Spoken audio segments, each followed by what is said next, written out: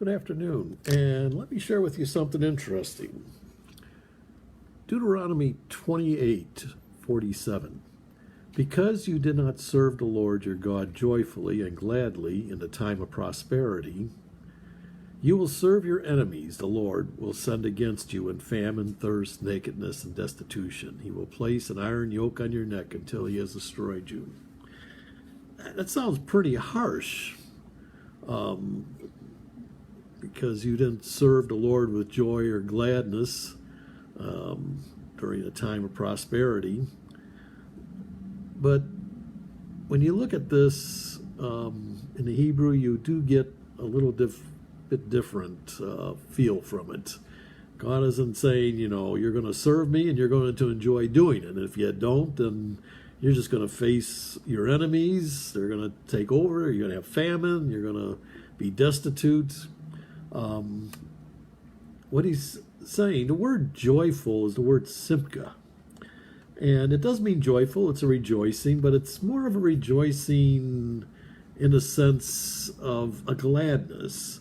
Something you just simply enjoy doing.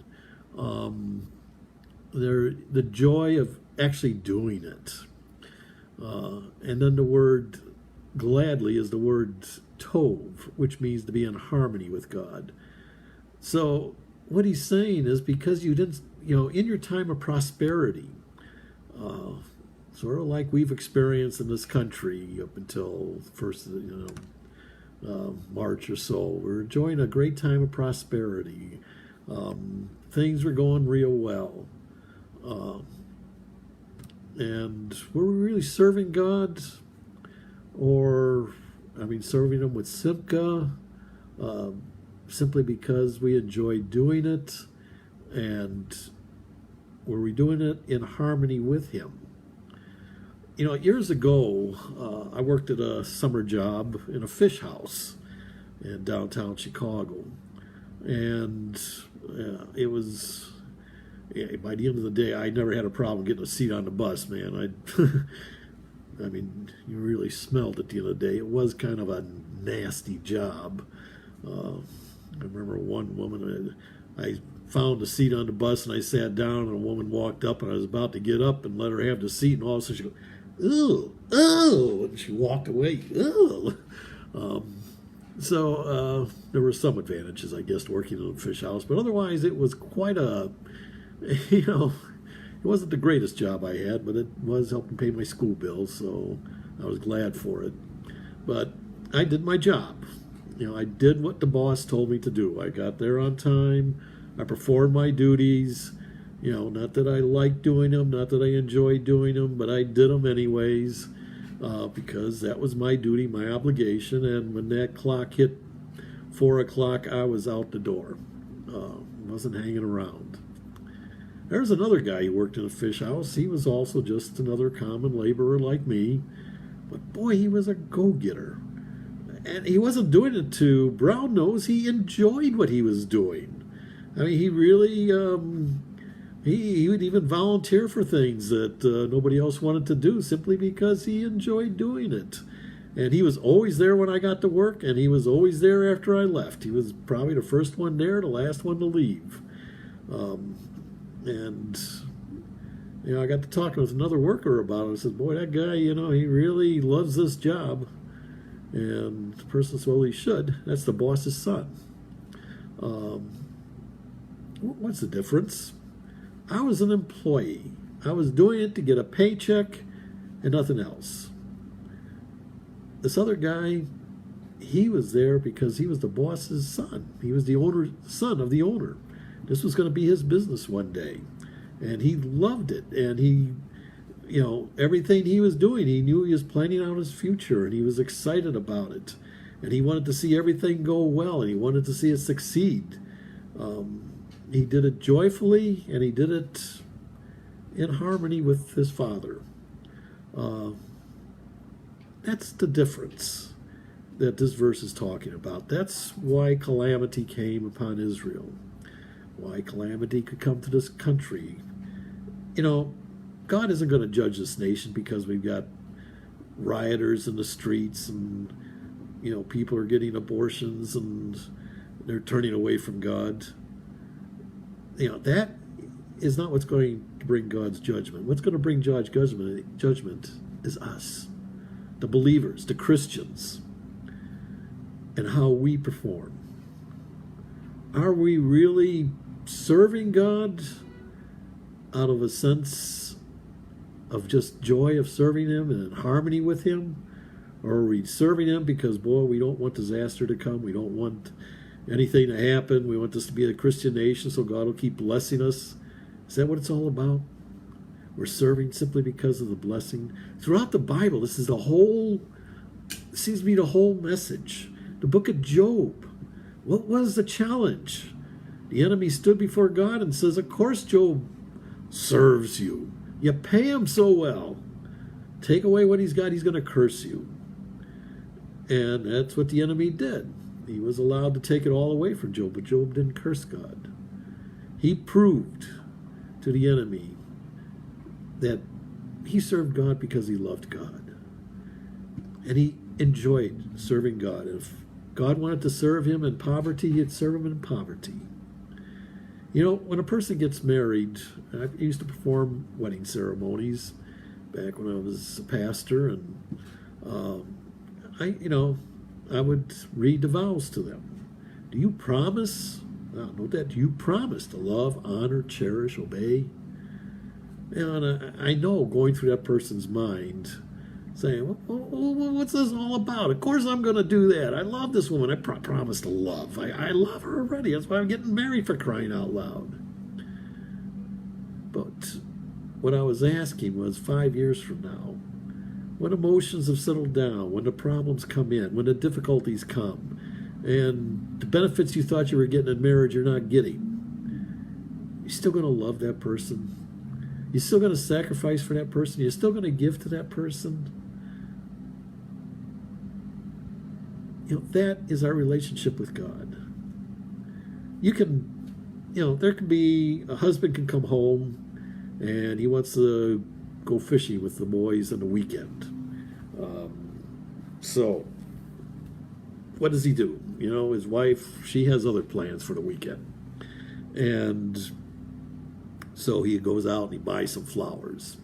Comes home, throws the flowers on the table, kitchen table, and says, okay, here's some flowers. Now let me go out with the boys this weekend and go fishing. Go with the guys, my buddies. I'm going to go fishing. You can imagine how that wife's going to feel and where those flowers are going to end up.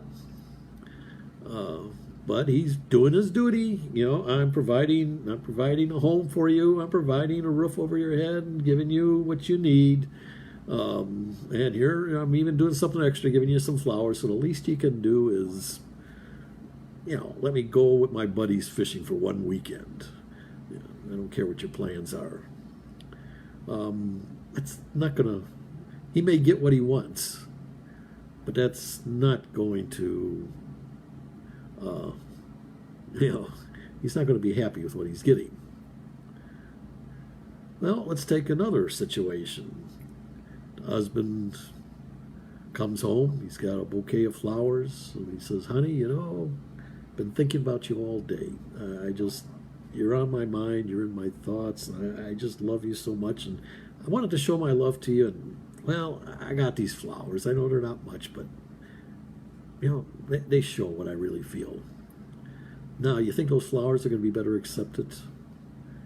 And he's not asking for a weekend with his buddies. In fact, he's probably going to say, I just want to spend a weekend with you. Which do you think God prefers? You think God prefers you getting up, going to church, or turning on your computer to live stream a service? God, I don't want to do that. I'd rather just sleep in, but, it's my day off and all that. But, okay, I'm going to do that, Okay, I'm going to listen to this, and I'm going to, oh, man, they need money, and I'm going to have to give a tithe. Well, God, I'm going to give the tithe here. I'm going to send it in. Hope you're happy, God. Now, I want you to do this for me. Or how about, Lord, this is your day. I'm looking forward to just spending time with you.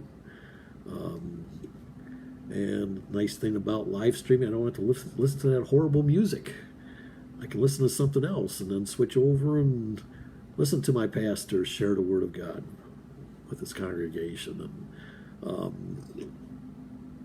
And but the whole thing is, I want this day to be with you, and I'm not asking for anything in return. That's what God is saying about Israel.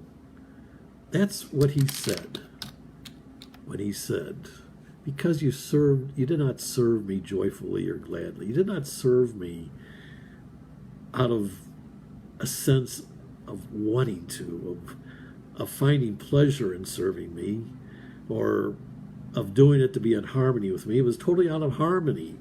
You wanted something. You were trying to bribe me with your service. You were hoping that, you want that brand new car or something. And so you go to church, you pay your tithe, you get involved with some sort of ministry so you can come to me and say, God, look what I did for you. And I'm going to say, what wonderful things you've done for me, monkey. Why, I shall answer your prayer. Tell me what you want. And that's not the way God works. You're in a relationship with God. And, if things just don't work out the way you want, well, God, I paid my tithe. Now, where is my end of the bargain? You might be disappointed. Rather, what God is looking for, he'd rather you not serve Him at all.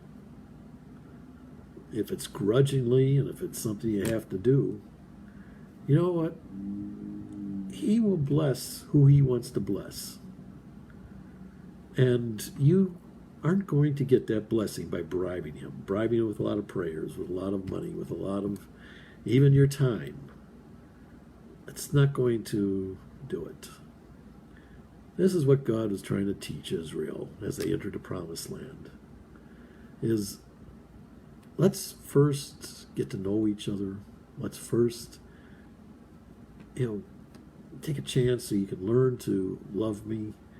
And then we'll talk about the blessings. Blessings will come. I'll give you blessings as I want to give blessings. But I just want to have a relationship with you.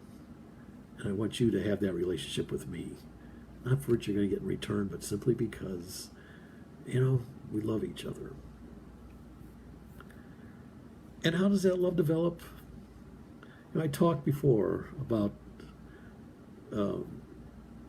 kalapa. Kalapa is like ice around your heart. And,